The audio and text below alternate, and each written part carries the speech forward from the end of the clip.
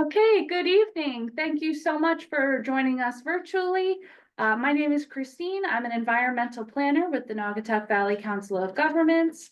And we're very pleased that you're with us tonight. So far, it looks like a fully virtual crew for us, although our presenters are here in person. I was actually hoping we could start off, since we're covering 4 towns tonight. That's going to be Waterbury, Wolcott, Thomaston, and Middlebury. I was hoping, if we wouldn't mind, maybe folks could put in the chat or come off mute and tell us which town you're from. And that'll help us figure out the most efficient way to tackle the rest of this meeting. Jennifer Maybe an easy from Middlebury. Oh, okay, great. Thank you, Jennifer. I do believe I saw First Selectman St. John from Middlebury as well. So we've got a few Middlebury folks.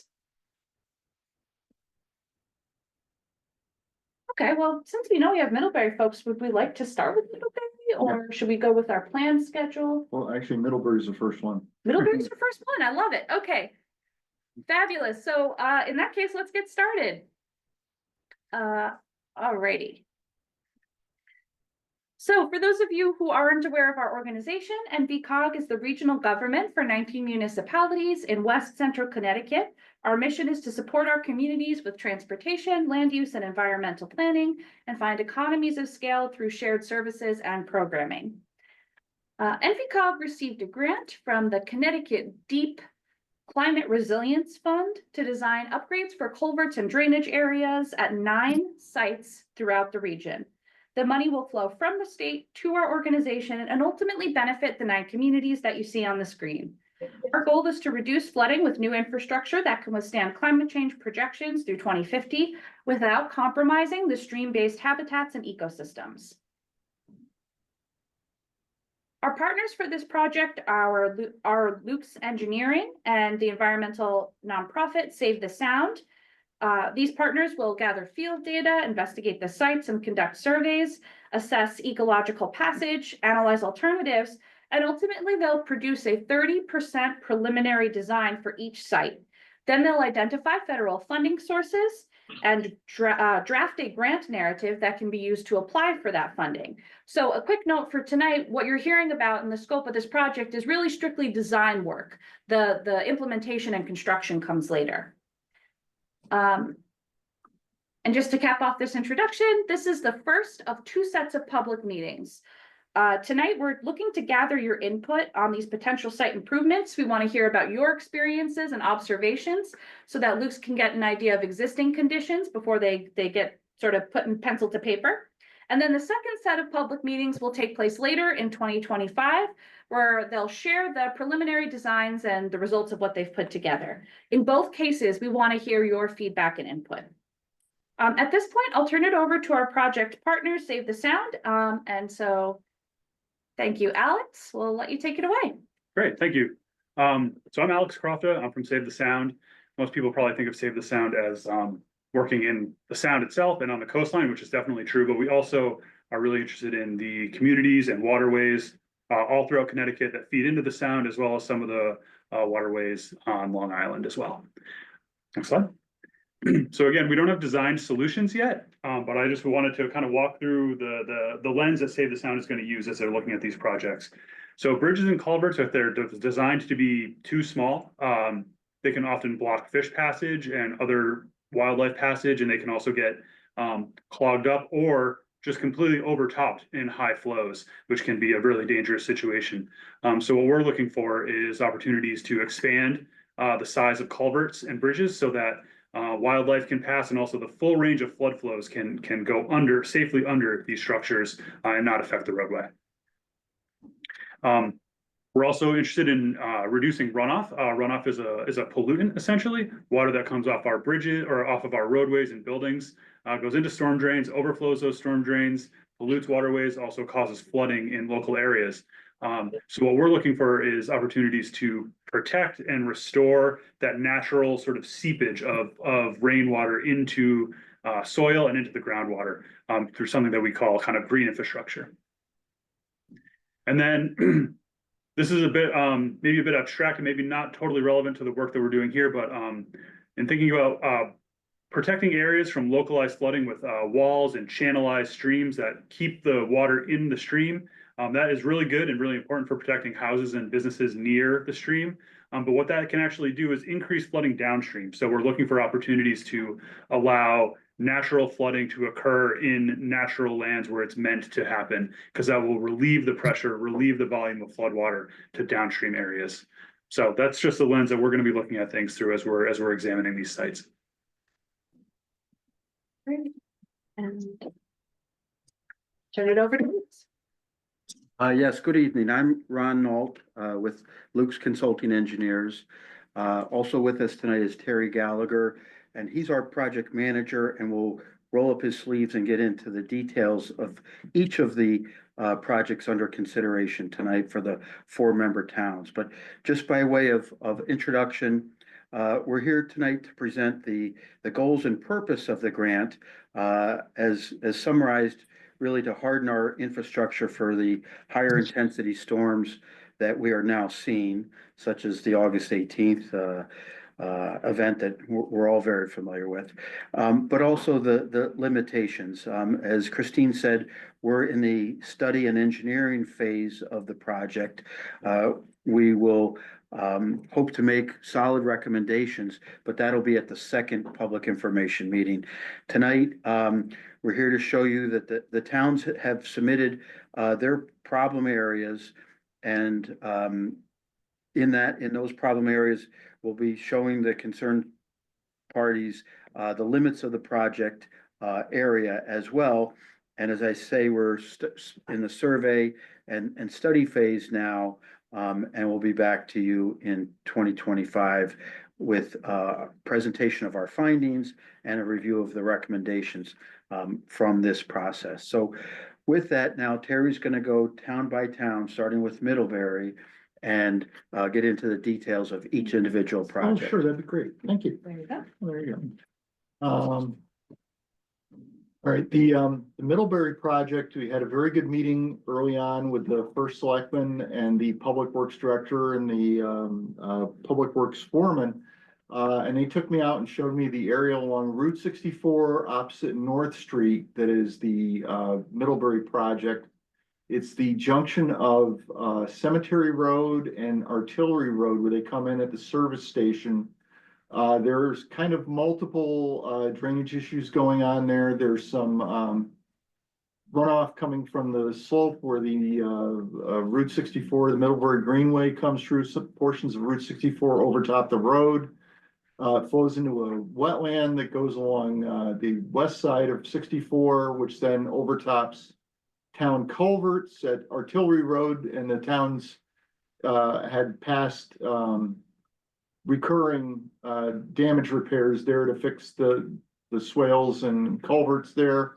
Those culverts then drain through a small wetland, which goes into a stone box culvert that goes underneath the parking lot of the service station and the side of Route 64 and flows north toward Fen Pond. At some point underneath the parking lot, it turns into a concrete box culvert that has limited capacity, and where it discharges in the swamp on the downstream side of Artillery Road. It's caused scour and erosion in the past along Route 64, and the DOTs had to go out and repair drainage there, repair the slope stability there. Next slide, that's fine. So it's this where the red dot is where the project area is at Artillery Road and Cemetery Road. It's not part of a MAP FEMA floodplain, but it's got recurring flood damage to it that's causing expenses to the town of Middlebury and the state of Connecticut. And here are pictures of the flooding areas along the road. The Cemetery Road has 2 corrugated metal pipes underneath it that are very rusty and are probably undersized for the watershed feeding it. It's got a pretty decent sized watershed, about 4 or 5/10 of an acre, square mile rather, feeding that. So it's a good sized watershed. And this is Cemetery Road where the road had been overtopped and washed out in the past. And there's the wetlands and the stone box culvert on the upstream side of the service station. And again, the box culvert there in a parking lot where it must curve. There's no manholes that are readily visible, but we will investigate the box culverts going into the service station. Here's the outfall at Artillery Road and the downstream channel that's been fixed up with gabion retaining walls by the DOT in the past. So what we're looking to do is try and investigate where the blockages are, what's undersized, what can be fixed. Look at options that may include a second culvert, may include a whole new culvert. We're not sure yet. Upgrade the Artillery Road culvert outfall so it's not eroding town property. The town owns a lot of conservation land associated with Fen Pond and Fen Farm on the downstream side of there. So there's community resources to protect. And we're going to work with Save the Sound to see if there's maybe some opportunities to reduce runoff upstream and try and reduce the amount of flooding that's going into downstream areas. So this is all part of the Goat Brook watershed that goes along Route 64. And that's our idea for issues. If anybody would like to chime in or have input, we'd love to hear it. Terry, Ed St. John here. Can you hear me okay? Yes. Terry, we met in the field and went over this, and you pretty much summarized the conditions. Most everything but the cemetery road culverts are on state property. And exactly where their right of way is in the area of the Middlebury garage. I'm not quite sure where that is. But one of the suggestions I had made is to relieve the area would be to do a bypass line that would run parallel to Route 64 that would eliminate a lot of under the road, back under the road, through the Middlebury garage, under Cemetery Road, back into Fens Pond, and then out underneath through a newer bridge, and it went through our Greenway area. Well, we don't have any bridge right at the moment. We're working with FEMA, hopefully, to get that back. But in the meantime, hopefully you can come up with a plan, Terry. It's kind of a complex project. It may seem simple, but I think it's a lot more complex than meets the eye, because in increasing a lot of the culvert size will only increase the amount of water that we move quickly downstream. So anyway, certainly open to suggestions. Hopefully we can come up with a plan that would work and alleviate it. We also see flooding on the east side of the road where a greenway runs down through there. What happens is the pond level increases, and the state's drainage on the greenway side runs underneath the road to the west side of the road, right over into the pond. So when the water level comes up, all of the drainage system works in reverse, Terry. So we have a twofold problem. The pond floods over, and so do all that whole area. Fortunately, none of the homes have been inundated along there. And the only one that's seen extensive damage in the recent storm was the Middlebury garage, and they got hit extremely hard in our August 18th storm. That's all I can offer. I thank you and Ron for, we go back a long time, Ron. So listen, wish your best, and hopefully we can come up with a way that'll hopefully solve this problem. Good to see you, Ed, and we look forward to being of assistance. Thanks.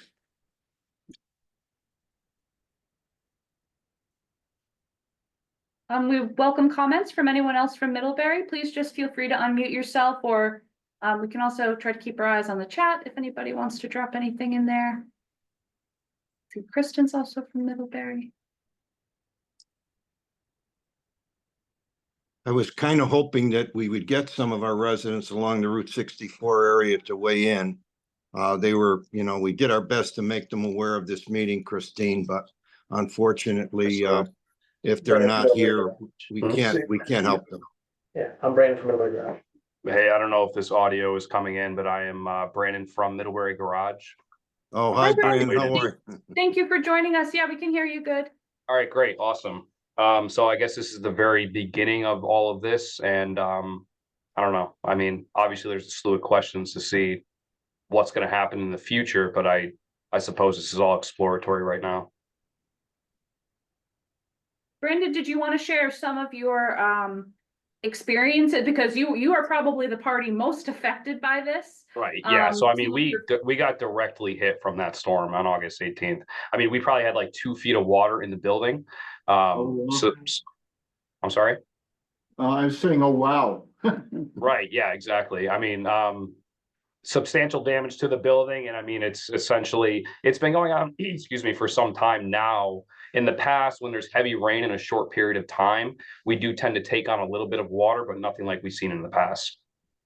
The recent past, rather, you know.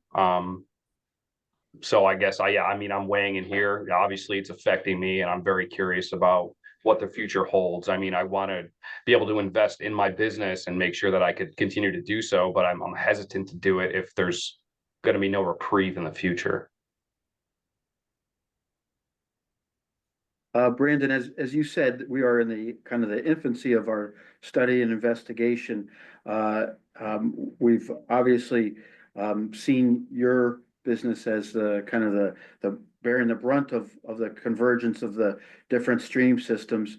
Listening to Ed's suggestion of a bypass, certainly a good idea and something we will be pursuing, especially with ConnDOT, hoping that they will participate as well. So we can look forward to significant improvements in your area. The August 18th storm in some areas was on the order of a 500-year storm event. I think Exceeding a 500-year storm. it's just crazy amount of rainfall in a short duration, as we all know. Hard to protect everyone from that, but we hope to get you to a point where you're confident in investing in your building. Yeah, and that's understood. I mean, what I've seen, I've been here for about 20 years now. What I've seen in the past 5 years, we've had more rain in a short period of time, which has affected us too. So, I mean, it is an unordinary amount of rain in this small time. I guess I just don't, I'm not sure if I believe it's not going to happen again. You know, that's kind of where I am. So I have some hesitancy with, you know, investing in my business. I mean, we lost 11 cars, no insurance coverage, damage to the building. I mean, no flood insurance, not necessarily in a floodplain, so I wouldn't have to have any in flood insurance. But yeah, and I mean, I have videos of past storms too, just to give you guys some idea. This past storm, and then ones prior to that as well, just to kind of get an idea of like where the water is coming from, backing up, all of that stuff, if it's helpful in any way. Brandon, yeah, Ed St. John here. Brandon, do you have any? I tried to get folks to give us the ones of the recent storm, you know, Yes. on August 18th. Do you have any of those? Could you get those to Terry and Ron? Yeah, definitely. I can email them to you if need be. Terry, I'm gonna put my email address in the chat that you can send them to. Great. Yeah, that's great. I'll be sure, obviously, to share with everybody here. good, Yeah, good to that- see the real McCoy. Right. Yeah. And Mhm. I have various customers sending me, I wasn't here, obviously. So all of the customers here sent me, you know, different types of different angles, all the water off into the parking lot, stuff like that. So I'll be sure to email that to you guys. Oops, Great. in the waiting room. They'll be very helpful. Our next step is gonna be to get wetlands flagged and go out and do survey there, so we'll give you a heads up when that's gonna occur. Okay. But it doesn't affect your business, it's just we gotta go and get survey inverts for the storm drains and culverts and ditches and things. Right. I mean, any help I could be in any way. I mean, obviously I'm willing to participate in that. So. Okay, great. And I want to recognize Paul has his hand raised. Yeah, I'd love to ask Brandon while we got him. When you had like 2 feet of water in the building, was that did that equate to like 2 feet of water going over Cemetery Road as well, or in the parking lot as well? In the parking lot for sure. I mean, it was pretty much level. So whatever is that small like catch basin at the end of my parking lot, Yep. that has to do the majority of the drainage when it starts to back up on Cemetery Road. So essentially what I see is it backing up on Cemetery Road, and then it comes over through my parking lot. And then we're relying on that one basin to actually drain everything out. I mean, a couple sticks, it'll basically clog it up. And then from there, it just backs up into the building. You know, water flows level. So it essentially is 2 feet in my parking lot and then 2 feet throughout my entire shop. Okay, thank you. I did see another comment in the chat that I wanted to acknowledge. So actually a few. I see Kristen also wrote. Okay, so Kristen writes, the water fills a drainage area near our driveway and floods over to the greenway. Kristen, do you either can you type or can you tell us what your property is? Your address? Yes, so it is the 1075 Middlebury Road address. Oh, are you the same as Yes, Jocelyn? Okay. yes. Great. So before the greenway was put there, there was a quite of a substantial like drainage ditch that was there. And I guess there was some kind of pipes put under it and whatever they put in drains. But there is by our driveway a culvert that goes under our driveway. And that area, because of the water coming down from North Street and down 64, it all floods and fills in. And that culvert is not nearly big enough to take the amount of water that needs to be going through there. And it backs up, it floods over our driveway, over the greenway, and it actually floods our house. So my basement, when this occurs, and it's not just this most recent storm, it occurs quite often now, whenever we get a substantial amount of rain, it floods into our basement where we then need to have the fire department come and assist us. We did find when our neighbors just had, their septic hooked up, there is some kind of uncovered or sealed off pipe that is also in this drainage ditch under the driveway. The state did come out years ago. I couldn't even tell you how long ago. I think my daughter was in kindergarten maybe, and she's now graduating high school. And they came out and looked at it because of this same issue. So it's not a one-time thing. It's been occurring. Thank you so much for that input. And then, so are you Rosalind, or Rosalind is just someone else who lives in the house? Rosalind is my mother. Rosalind Okay, is my mother. great. Okay, just making sure. Okay, well, thank you so much for your feedback on that.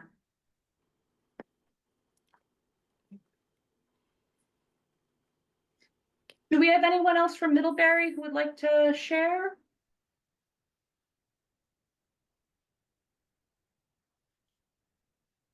What time are we looking at? 6:20 somewhere, Okay, 6:25, so. all right, well, if that's all we have from Middlebury, I will turn it over to you to get started on Thomaston. All right, yeah, and we will follow up with the Public Works staff has been very good in Middlebury, and we'll look at those areas that were discussed, and we will reach out to Mr. Garceau and follow up with that when we're doing our surveying and wetlands mapping. So we'll definitely follow up on those issues. Thank you very much. Yeah, the next project that we're working on is in Thomaston. It's along South Main Street as you're coming into downtown Thomaston. And it's called Cables Lane, and the other road at the bottom is Strawberry Park. I was gonna say Strawberry Fields, but it's Strawberry Park. And what they have there is I'm sorry? Oh, Is anyone from Thomaston on? Oh, yes, is good he- question. Do we have folks here from Thomaston? Yep, I live at the corner of Strawberry Park and Cables Lane. Oh, Okay, wonderful. great. You are our target audience. Yeah. All right, I'll just continue that real quickly. So anyways, our project there is to look at the drainage in Cables Lane and Strawberry Park. It gets runoff from upstream from Hillside Cemetery. They have a couple of dams on their property that drain into a ravine that gets picked up by a head wall at the top of Strawberry Lane. There's been multiple drainage issues over the years. The town has gone out and fixed drainage and has a new culvert going through people's yards, but it's a little undersized. At the bottom of the hill, there's an open channel that I gather floods some of the buildings down at Strawberry Park. And then the drainage crosses, South Main Street. It looks like it's a 30-inch clay tile pipe, an old culvert.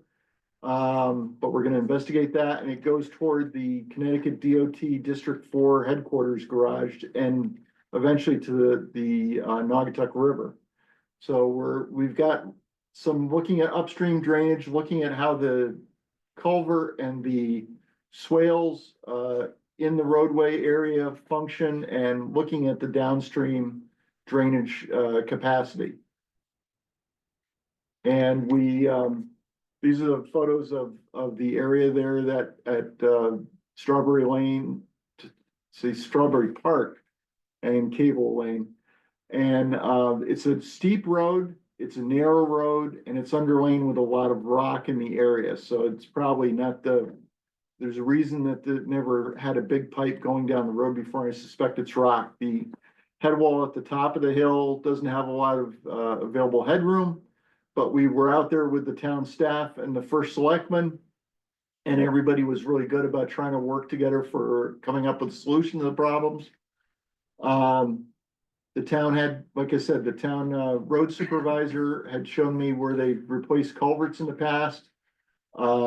They also showed the lower end of the road where the open channel floods and impacts some of the houses. So we'll be looking at the downstream areas. It's going past the Condot District 4 facility. And we'll be looking at the upstream area along Hillside Cemetery to see if maybe there's something up there that can be done to help reduce runoff. Their dams right now are used for irrigation and for public events. They're not really stormwater dams. And those are the items I just talked about, things that we're gonna look at and try and figure out work with Save the Sound to see if there's some ways we can do to reduce runoff volumes and peak flow. And so with that, Mr. Provost, if you have tell us what you're experiencing with your property. Yeah, so this whole hillside is ledge. I have ledge in my basement that they had to pour the foundation around, so that was a big concern.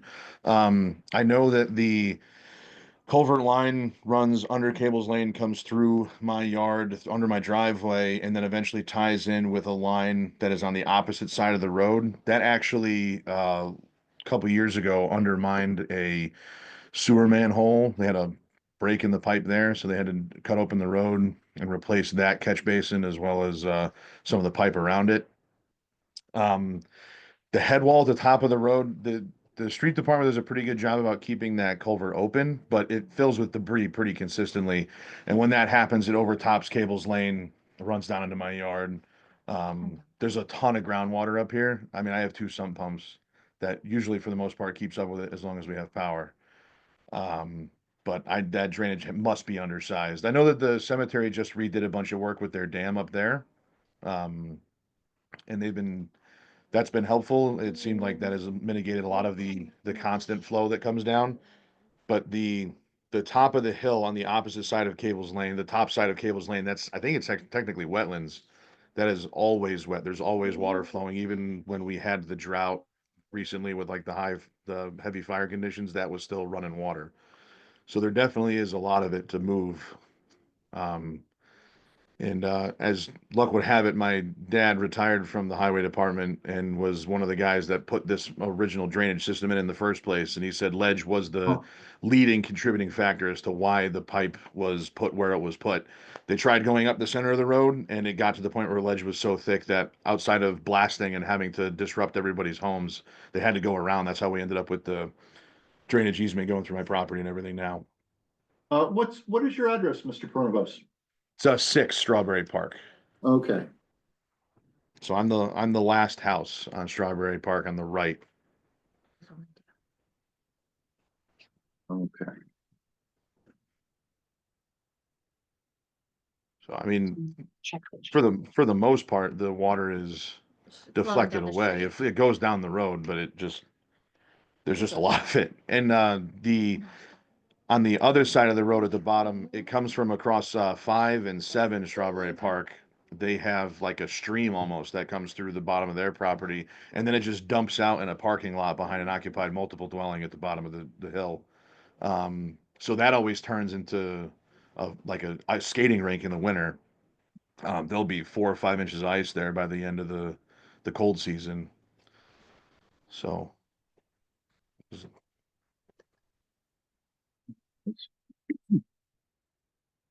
All right.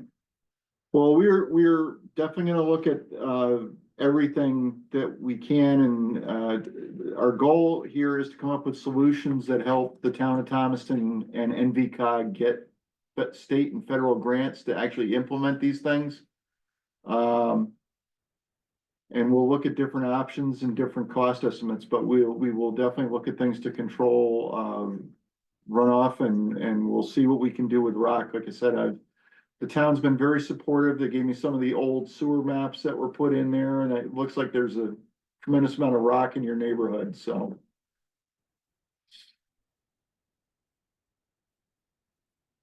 You're muted. Hit the space bar. Yeah, that's in a tremendous amount of rock is an understatement. Yeah, so there's definitely a lot to contend with, but the system I think at this point seems to be holding, but it's definitely at its maximum capacity for sure. Okay.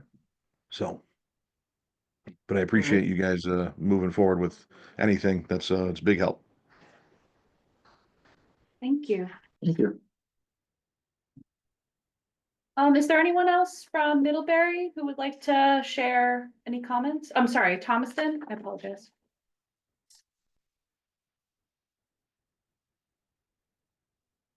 Thank you.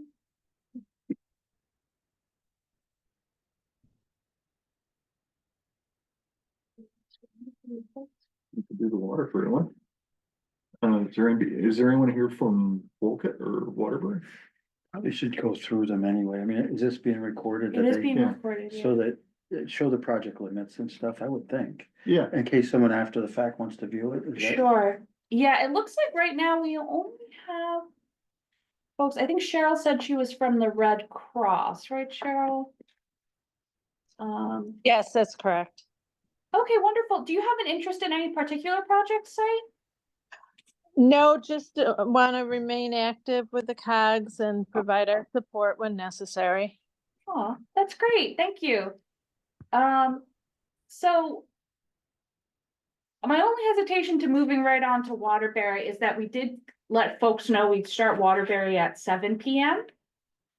So we might have some folks joining us later. well, we could do the Waterbury and Wolcott ones, just explain, like Ron Sure. said, what the project areas are, so we have it recorded, and then if somebody pops in at 7:01, we could go through Waterbury a second time. Sounds good to me. Okay, let me, this. And here. Oh, okay. The Waterbury project is also not in a mapped FEMA floodplain, but it experiences a lot of the same issues that Thomaston does. They're on a steep hillside. It's North Walnut Street in the northeast end of town. It's got a heavily developed residential neighborhood along it. It's got some older, narrow road right of ways. It's got a variety of storm drainage of various eras, and a lot of it may be undersized and needs to be upgraded for today's storms. This is the FEMA map for the area where the red dot is North Walnut Street, and it runs here on this hillside going north-south. It's got a reservoir down to the west and a hillside on the east, and it's got a variety of drainage issues. As you go north, it's at the southern end of North Walnut Street is very heavily densely developed, mixed residential, commercial neighborhoods with some school facilities. There's a lot of on-street parking. It's got some of the better drainage systems are in the south end. As you go further north, you'll see houses on the uphill side and houses on the downhill side. And in some cases, the city has gone through and done paving repairs to fix people's driveways and control gutter flows so that folks in the downhill side are not experiencing damage. There's one picture of when I was out with Roy Kavanaugh, the city engineer. He was checking for some of the storm outfalls, or in some cases they're hidden underneath thick brush. Some of the uphill streets have inadequate catch basins, so they're getting icing and sediment deposition, bypassing the catch basins and going down into North Walnut Street. So a lot of our work is going to be to map the storm sewer system that's out there today and analyze it and see what can be fixed. There are multiple steep roads and drives coming down into the road. There are multiple drainage systems outfalling on the north end at the junction with Rhode Island Avenue. They have a reported icing sedimentation problem. In the middle area, if you go down Ohio Avenue, down to Connecticut Avenue, they have extremely steep downgrades, severe pavement problems, no drainage at all. And that may be a great opportunity to fix things up. So what we're gonna do, like I said, we're in the middle of doing our surveying out there now. We do have some issues with getting the catch basins cleaned so we can measure pipe sizes and depths. But we are gonna look at investigating different opportunities to control peak runoff rates and work with Save the Sound to see if there's places where we can help reduce runoff volumes and peak flow rates to downstream areas. So it's a hillside drainage area, but it's very similar to things you're seeing in Thomaston and in Middlebury in a lot of ways. Particularly drainage that's outside map FEMA floodplains that's causing a lot of repeat property damage. And then that was Waterbury. I could do Wolcott very quickly. That's a pretty straightforward culvert project. Wolcott is on, it's a culvert on Ransom Hall Rd that is along Lindsley Brook. It's over in the northeast section of town. It drains to the Scoville Reservoir. And it was heavily damaged in 2001 from Hurricane Ida. The road was overtopped. Portions of the embankment were scoured out, and that culvert is a 6-foot diameter reinforced concrete pipe, and that was partially clogged with debris probably. That isn't a map FEMA floodplain. It has a fairly good sized watershed at that point, almost a 1.5 square mile watershed. So it's probably, it's a prime candidate for working with Save the Sound. They do some stream restoration, get an upgraded culvert that matches the natural stream geometry, which would cause less property damage and give better river flows during normal periods for fish and wildlife.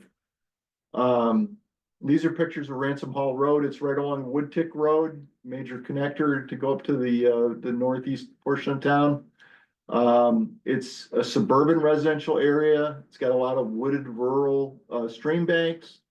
Downstream property supposedly got damaged when the road was overtopped.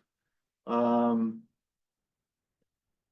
town DPW crew came out and made emergency repairs. They fixed it up as best they could.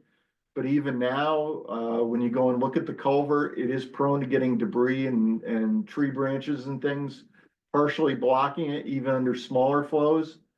And you can see where there's a lot of scour and deposition on the banks on the uphill side, and a lot of debris has been washed down from upstream properties. Like I said, it's a 1.5 square mile watershed.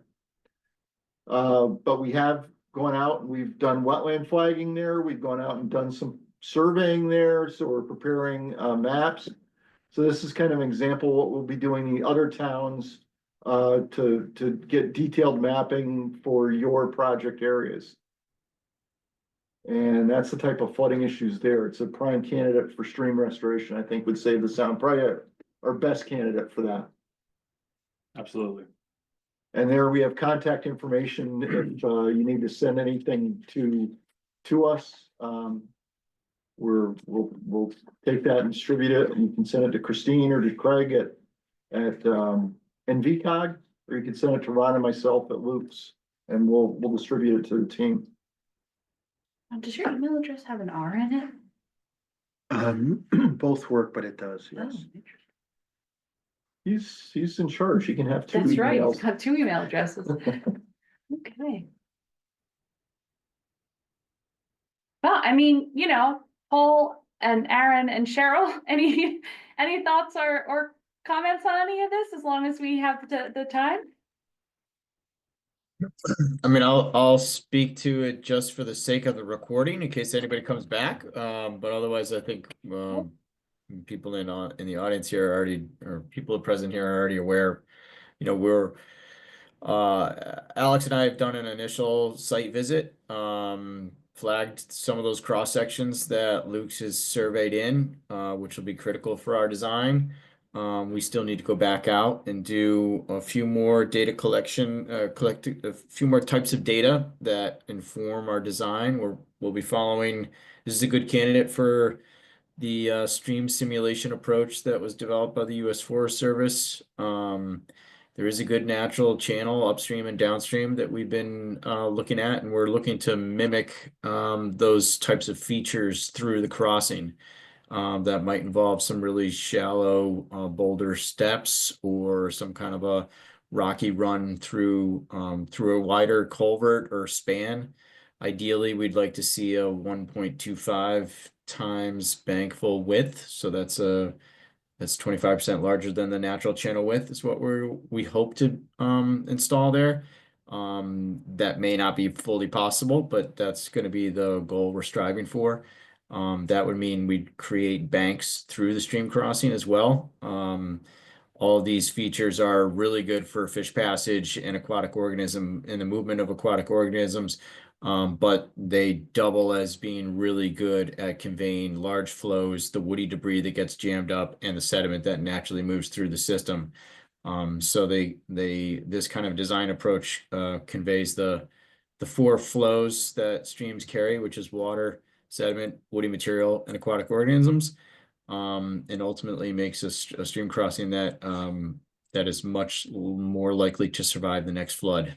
And it's a pretty well documented approach that's been used around the country, actually being used outside the country as well. And the places where I've designed them in Western Massachusetts, they survived Hurricanes Irene and Lee without a scratch. So I consider it a pretty well proven approach. And so Alex and I have a little bit of field work to do. And then, of course, some design work, and that is going to happen parallel to what Luke's is working on. Great. Thank you so much, Paul. Sure.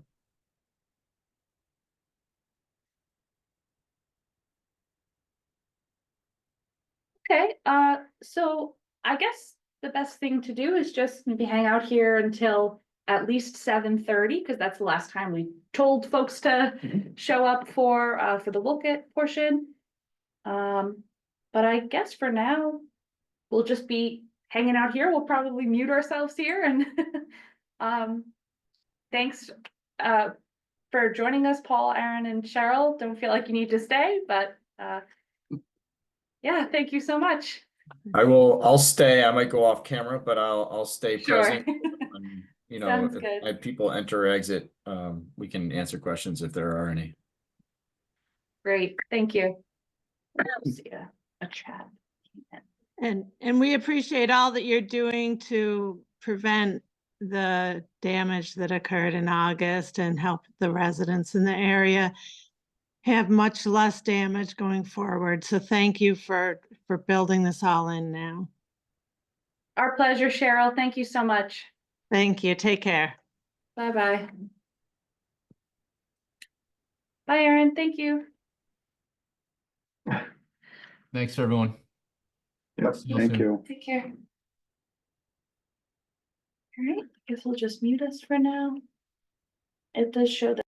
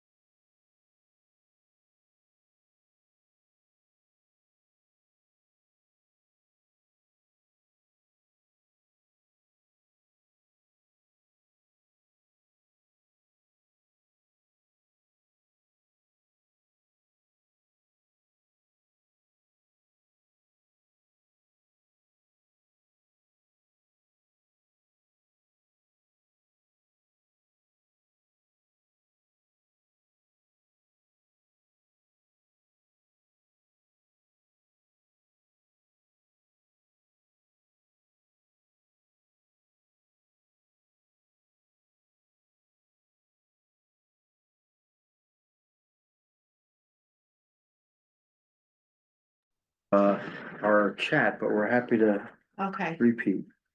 Yeah, I'll So let you guys went over Waterbury already? We're gonna do it again. Yeah, we're, Oh, I'm sorry. That's no, okay. you guys No, you're came right at on the right schedule. time, Okay. but. Because the other towns didn't, Okay. Alrighty. Oh, Whenever you're ready. Oh, thanks. Yeah, so, basically, we're, yeah, we could do it now, sure. Yeah, my name's Terry Gallagher. I'm an engineer with Luke's Engineers, and we've been hired in conjunction with the folks from Save the Sound to do work on 9 different projects up and down the watershed to fix flooding problems. Mhm. Waterbury's project is North Walnut Street over on the northeast side of town. Yeah. And it's basically, about a mile and a quarter long, and it's got a variety of drainage is that problems. showing on that site? Yeah, it's. Yeah, it's on, Okay. right? Yeah, it's kind of like right through here, all the way up from where the team school is to the north where Rhode Island Avenue comes in and curves. So Where do we're- you guys live? We actually live on Eldridge Street, but we own a lavender farm right up on North Walnut Street. Oh, yeah, you're Oh. up here in the north end of, Yes. I don't know where my cursor went, but I know where your nursery is. Yeah. So, none of the area is actually in a FEMA floodplain, but you guys are way up here a little bit. But there's street drainage flooding everywhere up and down the road once you Yes. get, you know. We just did, because of that same issue, we used to have a dirt driveway, and every time that heavy rain, like right now, used to come in, our entire driveway would just flush out and be in the middle of the road, and we will have to hire machinery and, workers to come in and help us just technically shovel the street to bring our driveway back in. We recently invested around $20,000 to do our driveway because of the same reason. You know? Yes. Well, basically what the. What we should be at, Okay. yep, looks Cool. like we're unmuted, yeah. Okay. So, basically, we walked the road with the city engineer. So you got some very densely developed neighborhoods before you get Yes. a little bit less dense developed when you're in the north end, but still pretty busy neighborhoods, a lot of, utilities, a lot of on-street parking. And then, That right there, that's a big one. And I'm so sorry to interrupt you. no, that's But okay. we are on the, No, that's for Lee. that's from where leave, I know, that's Rhode Island Avenue, that's down there. Yeah, we're not quite up to the nursery yet, but there's a variety of issues and, the runoff coming from the uphill side is causing erosion in some cases on the Yes. folks that live in the downhill side. The city has spent some money to make spot repairs, but basically they want us to go and do a, comprehensive inventory of the storm drainage and see where the worst problems are and come up with a Oh, that's thing. us right there. And I believe this is your driveway right here. So we were noting the fact that people have steep driveways that can erode and come down. And, so we're trying to come up with ways to cut off water on the uphill side of the road Yes. and then convey it down to the lower ends where it can be released in ways that it won't flood. So this one here is the Rhode Island Avenue. And I think this is the downhill stretch from your nursery down Yeah, so to the Rhode black Island gate, Avenue. that's Yep. us, yeah. So- Actually, that other side, the left side, yes, that belongs to the city of Waterbury, Yeah. and down there is the lake. One of our main concerns is that, and mind you, we have cameras, we can see it when people are dumping trash. No, And one of my main concerns is that's the lake, it's a reservoir. And I've been working directly with, beautification department, with blight department, and they're great about things, but they cannot always be out there right when it happens.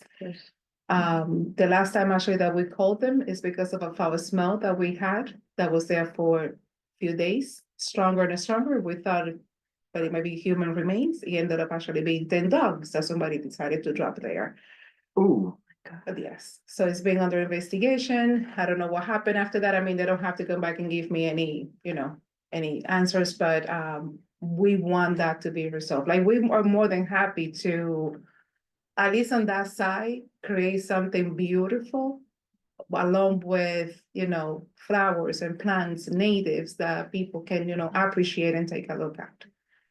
Oops, we have Hmm. another, We may have somebody with a lid Yeah, background right. then. Uh-huh. Well, I'm sorry, I forgot to ask, what's your names and the address where you are? Andrea Santos, Andrea Santos. yes. But we don't live there, but that's 700 North Walnut Street. 700 North. Yes. Okay. And it is about 3.65 acres or so.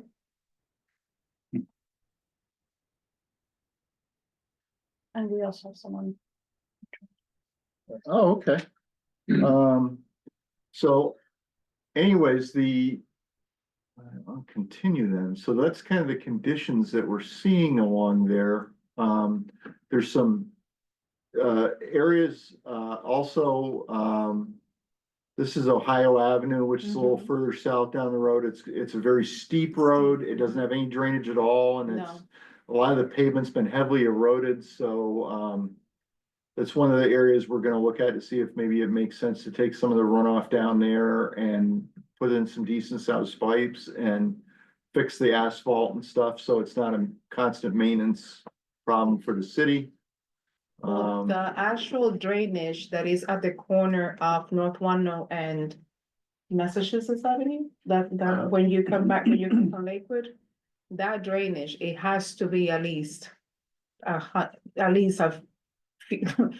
would want to say more than 50 years old, and Okay. and it does not hold the amount of water or snow that comes through, because we have seen it many times. And usually in the winter time, thank God that the last 2 winters hasn't been so bad. But previous winters have been this sheet of ice because of the same reason. Okay. Yeah, hopefully because we did our driveway, hopefully that will decimate a little bit, but So is that how the drainage problems show up to you the most, or because the road drainage system doesn't work, it results in icing? Okay. yes. Okay. Yeah, there's a variety of. We're in the process of trying to survey all the drainage up and down North Walnut Street now. There are a number of catch basins that are filled to the top with road sand and debris. Yes. And we're working to get the city to vacuum those out so we can measure all the pipes and the depths of the pipes and the size of the pipes, and then we'll analyze those and see what we have for areas that need fixing, which I suspect the entire north end of the road Most likely. and portions of the central section of the road. So that we're working with Save the Sound, and they're gonna try and see if there's some opportunities to lessen runoff coming down the hill into the road. But we have to pick things that the town is willing, that the city is willing to own and maintain. And we are gonna look at adding some under drains along the side of the road to control icing. So hopefully make that a little safer. And I think that's pretty much enough. Can you go back to that picture, the previous one? The one, This one? yeah, so the side that belongs to the city of Waterbury, which is the left side, the one with the handrail, Yes. the water, the runoff has been so it has heavily impacted that area so much that especially the road is, not only is eroded, but it's giving in. Like if you were to walk down that side, you will see how it's like patches of the street. It's like just falling into the cliff, basically. Like down the hill. Like down the hill, yes. So the actual pavements eroded. The actual pavement, yes. Because even when my husband and I will be out there cleaning up and picking up trash, it's usually like, be careful, because if you walk in the wrong way, you're not gonna go down the cliff. Gotcha. Well, that is one of the areas we are gonna be looking at in there and trying to see if we can.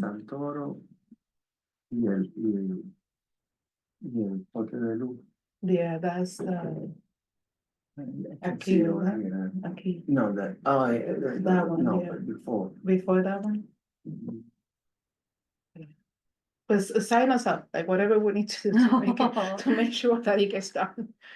We just wanna bring in something beautiful to the city, like that's the reason why we thought about the nursery.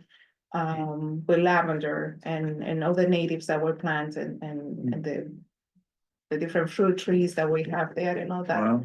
Are you Waterbury natives? Well, now, actually, we're from the Dominican Republic. Oh, Yes, I came here when I was 14. He came here in his late 20s. I'm a school teacher. He's a music teacher, oh, so, yeah. wow, But, that's wonderful. yes, so, but our children, I mean, we live here, we Yeah, work of here, course, you of know, course. we have 5 kids. Our children went to Holy Cross. And, you know, so we want what's best. You Yeah, know, like the mayor, we talked to him a few times about the same issues, but you know, we get it, like things cannot get just done because of the snap of your fingers. But we want things to get better, and you know, if we can do anything to help out, you know, just to Sure. clean up or, you know, whatever, like we're here. yeah. Sure. Did we give the little intro, just like where this project is at in terms of like phasing? I'm not sure if we explained. Yeah, should I go through that slides again or just Or explain? just like kind of- verbally? Sure, yeah, Yeah. so, this is a project where, as you can see, we're doing multiple towns, there's 9 of them total. And the grant that we have right now that's funding this is for design. So what's gonna happen at the end of this project is a 30% preliminary design Okay. done by the engineers with Save the Sound support. And they're also going to identify funding sources for construction Okay, and draft a grant narrative. So it means we don't have the construction funding yet, but so we're at the very, very beginning of the process. And we're very optimistic about getting federal funding, especially because of all the infrastructure money lately. But we're not there yet. So just to let you know. it's a start. Yeah, it's a start. We'll We need to start somewhere. Right. Exactly. And then we'll have another meeting, as we come up with that design ideas and solutions, we'll have another meeting to present that to folks, but Okay. just didn't want you to think we were gonna start. And how did you Tomorrow. find out about this? The flyers? The flag. Yeah, the fire was Oh, good. Yeah, they put him in the fence. The- Great, great, okay. I know, he sent me a picture. He's like, look what you're doing. Like, great. We can bring more people from the neighborhood that we. There, you know, yes, Oh, No, great. Awesome. yeah. Yeah, for this second meeting, I think they'll be more interested in what the plans are. Yes. Yeah. Yeah, Yeah. absolutely. And if Yeah. people, we have email, I think it's Craig's email. Yeah, we could, Oh, yeah. wanna go to that If you slide? have other people that wanna let us know things they've observed, problems they're seeing, we have Yeah, so we have like, email here for Craig Stevenson. If they have photos of flooding that they've seen in front of their house, or if, they have damage, like you said, Yeah, we have $20,000 to tons of videos. repair your driveway. Those are good things to note because it kind of hits check boxes for the city when they go to apply for these grants. Mhm. That the more it can show it's affecting X Right. number of homes, Yeah. X number of businesses, it's got a financial impact, it's Oh, got yeah. a, emotional impact, you know. Yes. we- The emotional pieces. Oh, no. Yes. Yeah. I know, but thank you so much. Yeah, for sure. And that email is on the flyer too, right? Yes. Yeah. Yes. Great. Stevenson, yeah, Yes, I know Craig Stevenson is on the flyer. yes. Yeah. Yeah, and the website for it, yeah. We never knew that this was here.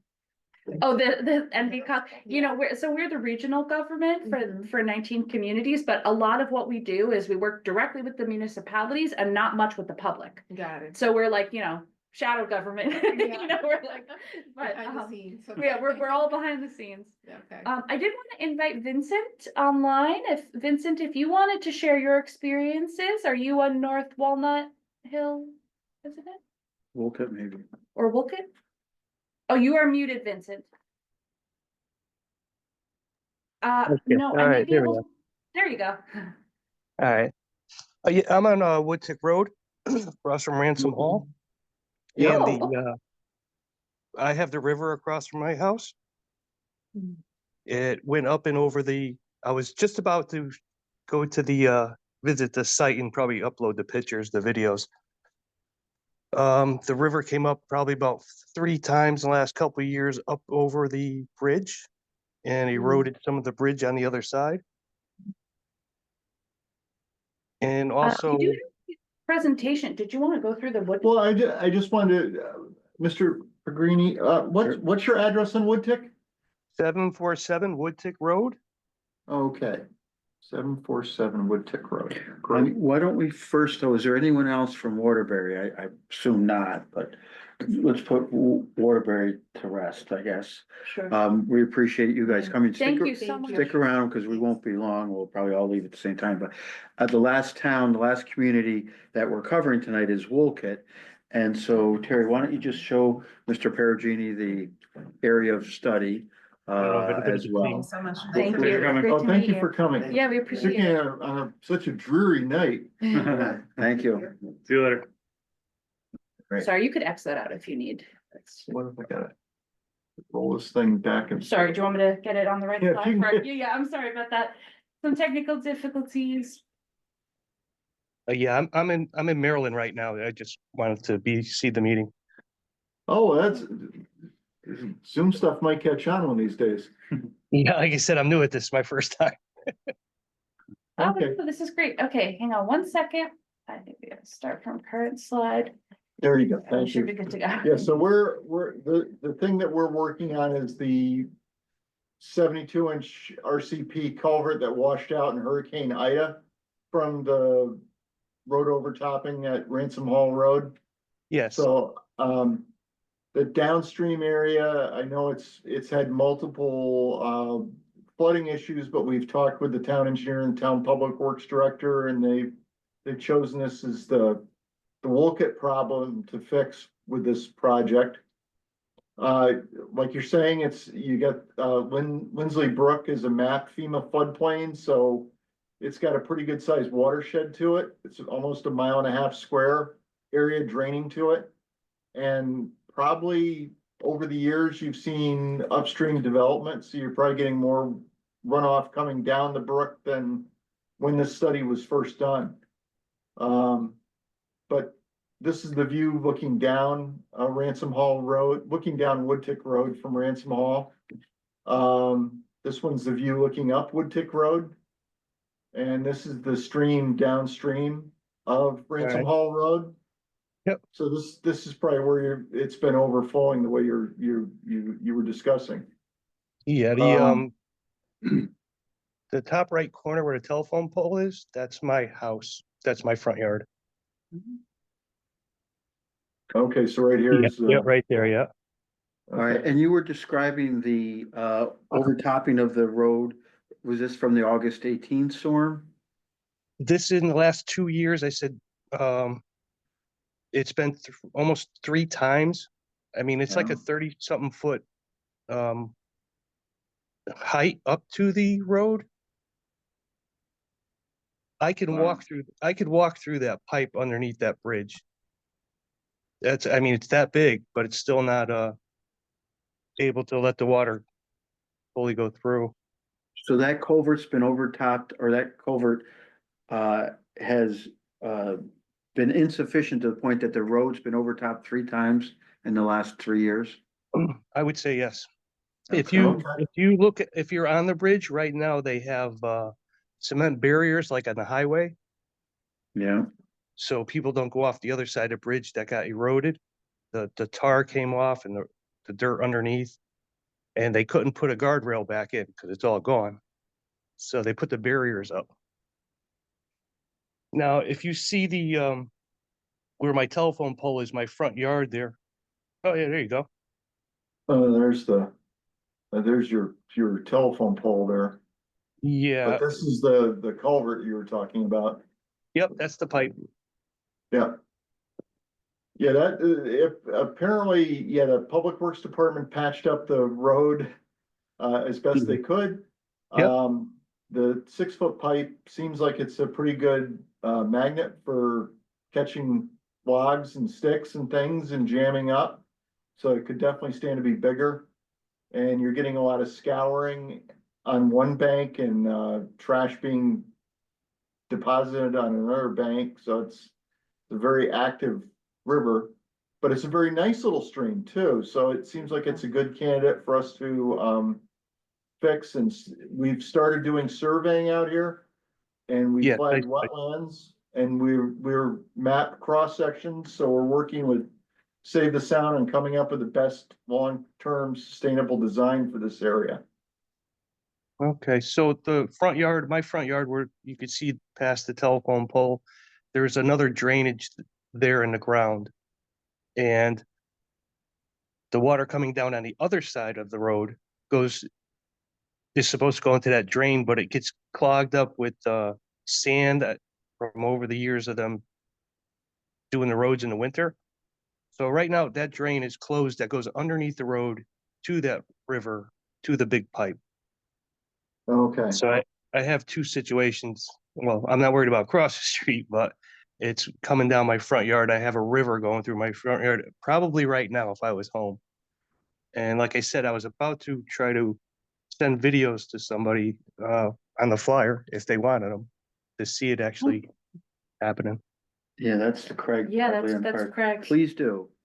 Yeah, Thank you. yeah, that's anything that you've got with pictures or video, we'd love to have it. So that's at the NVCOGCT.gov, RFF. You see this, Craig Stevenson? Yeah, Stevens, Steve okay, there you Stevens. go. Yeah, Yep, So perfect. this is the, I got the flyer right in front of me, yeah. yeah, Craig's not here tonight, but he's kind of our central contact point for everybody, and Yeah. you've got my name, Terrence Gallagher, and Ron Nault there too. You can send it to us too but send it to Craig, that way he'll make sure everybody in the team gets it. Sure. And we'll take a look at the drain going from your house over to the brook too at the same time. Yeah, That sounds like more of a maintenance thing, but we can talk with the town public works people about putting that on their to-do list maybe. yeah, they came out maybe 2 months ago, they looked at it and they said, well, maybe we should put a curb or something here because it's all washing away. And I'm like, yeah. And then I didn't hear from anybody, but then I saw your guys doing a survey out there and I didn't know if it was the town or not. So I figured they were working on something. Yeah, Yeah. what we're in the process of doing is we're gonna be, we're wrapping up our survey. We'll be doing our culvert designs with Save the Sound, and we're gonna try and come up with a culvert that matches the natural stream geometry. And then we'll prepare different cost options for the town and NVCOG to look at, and then pick something. And then ultimately it'll be another meeting in 2025 to present a final design to residents and things. And then try to get some additional state or federal funding for these projects to actually build them. So it's gonna be the culvert replacement is a couple years out, probably. Yeah. But we're taking the steps to try and get the town in a better place to actually secure funding to do this stuff. Right. So from the recent storm that resulted in the erosion that has the town installing the temporary Jersey barriers, is the road open as a 2-lane road or is it now narrowed to 1 lane? Because It's open as a 2-lane still. 2-lane. Narrow 2-lane. You know, obviously the town needs to do what they do, but we hope they don't put a lot of money into a temporary repair that we're gonna be replacing anyway. Yeah, it's sufficient for now. It doesn't seem to be going anywhere. Like I said, I'm not home tonight, but I'm sure that river's probably overflowing in my front yard right now due to the storm. But okay, I will get the videos together. I will send them to him, and you guys do what you got to do. Okay. Thank you for tuning in from Maryland. We appreciate it. All right, I'll be back Friday. All right. Thank Take you. care. Bye now. Thank Take you. care. Bye. All right, so we had, each town was represented, right? Yeah, that was great. Oh, you're right. Yeah, we did get each time.